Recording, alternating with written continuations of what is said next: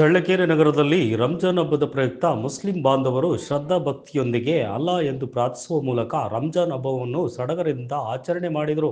ಶಾಸಕರಾದ ಟಿ ರಘುಮೂರ್ತಿ ಭಾಗಿಯಾಗಿ ಮುಸ್ಲಿಂ ಬಾಂಧವರೊಂದಿಗೆ ನಾವೆಲ್ಲರೂ ಪ್ರೀತಿ ವಿಶ್ವಾಸದಿಂದ ಭಕ್ತಿಯಿಂದ ದೇವರನ್ನು ಪ್ರಾರ್ಥಿಸುವ ಮೂಲಕ ಮುಸ್ಲಿಂ ಬಾಂಧವರು ಕಳೆದ 30 ದಿನಗಳಿಂದ ಉಪವಾಸವಿದ್ದು ಇಂದು ಅಲ್ಲನ ಪ್ರಾರ್ಥನೆಯೊಂದಿಗೆ ಭಕ್ತಿಯಿಂದ ಹಬ್ಬವನ್ನು ಆಚರಣೆ ಮಾಡಿದ ಎಲ್ಲರಿಗೂ ಶುಭಾಶಯ ಕೋರಿದರು.